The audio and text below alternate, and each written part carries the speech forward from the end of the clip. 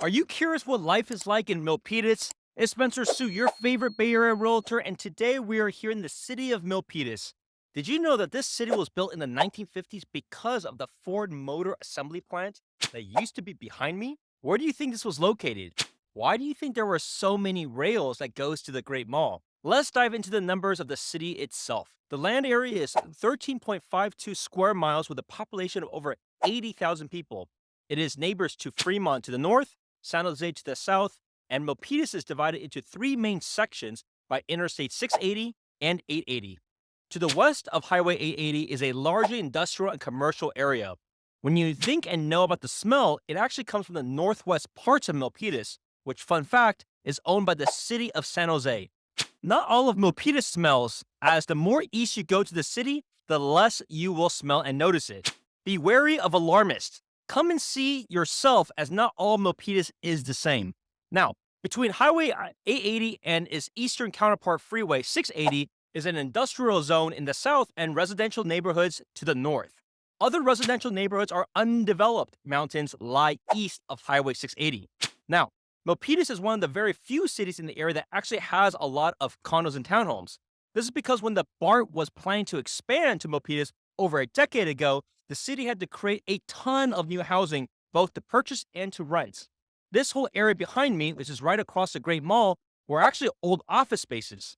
They tore it all down, rezoned it, and now you have a very different environment all around. This is why this area is clustered with good starter home opportunities, especially a lot of condos and townhomes that are newer. Now, for those that want single family homes, the west and east parts of Milpitas tend to be the most affordable. Homes here range between 1.2 to 1.6 million for usually between up to about 1,600 square feet. Now, the best parts of Milpitas are going to be the ones where I'm at, which are mostly in the middle or northern parts of Milpitas. Homes here go around up to about $2.6 million, and the homes, as you can see, are quite a bit larger. They tend to be more than 2,200 plus square feet, and the lots are over 6,000 square foot plus lots. Now, people tend to choose Milpitas for several reasons. In general, they have very good schools. They have 10 elementary schools in this area, with 7 of them having a rating of higher than 7. This feeds into 2 fantastic middle schools with ratings higher than an 8 and 1 large high school, which houses over 3,000 people, and that has a rating consistently in the 9s. You also have great private school options with multiple Stratford locations. Give you a little fun fact. This school replaced a small private school that I used to go to called Bridge Academy. You can also message me what it was named before then, as that was very traumatizing, especially growing up as a little kid. Another reason why people like it here is that it is centrally located city with no need to pay for crossing across the bridge, as there is no bridge going westbound from here. But it's also a lot of headquarters to a lot of legacy tech companies like Cisco, KLA-Tencor, and Lumentum. All of these larger office building spaces are in the southwest parts of Milpitas, west of Highway 880. Now let's talk about parks. Milpitas doesn't have much large parks per se, but many of them are in excellent condition. Dixon Landing Park frequents baseball games as it has multiple baseball fields. You'll find great tennis courts all around, with the majority of them having lights. I'm about to go play some tennis myself. Now, if you want a larger park, there is the Ed Levin County Park, which has multiple trails throughout. It is up in the hills off of Calaveras Road and has one of the best walking golf courses in the entire Bay Area, which is Spring Valley Golf. Last but not least is the convenience of all sorts of good food. There are over 8 Asian grocery stores in this small city alone, which means you have a lot of large commercial strips. The most popular commercial plaza is going to be right here, 99 Ranch, with an ever-rotating mix of Asian food.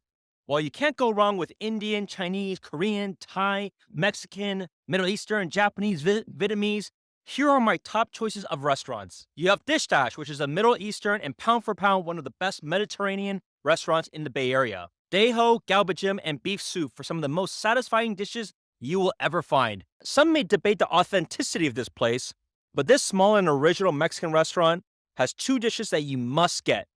Get the wet chicken burrito, which is my personal favorite, and the beef nachos.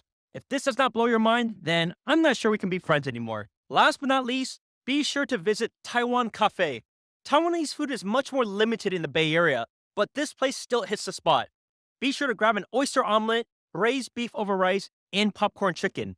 There's a lot more that is good here, but these are all great spots for you to try out. Just so you know, all of these places are within 10 minutes from one another. Well, there you have it. If you're new to this channel and you want to know everything that there is about living in Milpitas and the surrounding areas in the Bay Area, be sure to subscribe below and tap the bell for notifications so you can be the first to learn about all the current things happening in the market.